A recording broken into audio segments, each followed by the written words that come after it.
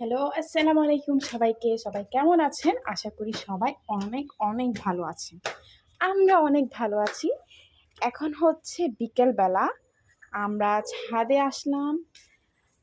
ছাদে আসার যে কারণটা হচ্ছে এই যে আমাদের সুন্দর সুন্দর গাছের বাগান, এগুলোতে আমরা এখন পানি দিব।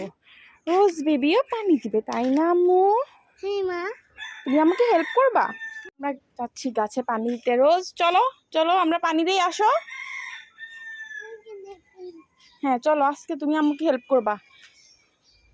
এই যে এখানে আবার আমাদের কিছু শাকসবজি গাছ আছে। মাশাআল্লাহ, আমরা ভালোই যত্ন নেই গাছগুলোর।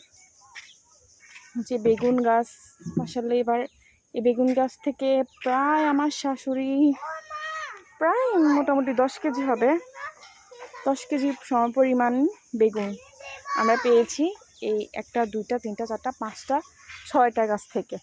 দেখেন আমাদের টমেটো গাছে অনেক টমেটো ধরছে এবার। মাশাআল্লাহ মাশাআল্লাহ। আম গাছে ধরবে মনে হচ্ছে।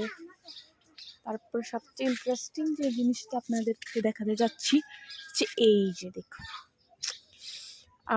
দেখে মুখে পানি এসে পড়লো আপনাদের, তাই না? আমারও কি অবস্থা। ওই যে একটা নষ্ট হয়ে গেছে, হয়তো কেউ খেয়াল করে নাই। যাক আলহামদুলিল্লাহ, আমাদের এবার 4টা গাছে আনারস আসছে। আসলে অনেক লেবুর কলিয়ে ধরছে, এমনি এমনি তো হয় নাই, যত্ন নিতে হয়েছে। আমার শ্বশুর শাশুড়ি অনেক বেশি যত্ন নেয় গাছে, আমিও মাঝে মাঝে পানি দিই বিকেলবেলা। এখন আমারই বেশি দেওয়া পড়তেছে রোজার সময়। দেখেন আমাদের রোজ বেবিও গাছে পানি দিচ্ছে। ওর অনেক শখ গাছে পানি দেওয়া, আমাকে হেল্প করা বিভিন্ন কাজে। আসলে আমাদের এই গাছটা অনেক অনেক ভালোই করলা ধরছে, বাট সবগুলো করলা আমরা খেতে পারি নাই, অনেক বেশি পোকা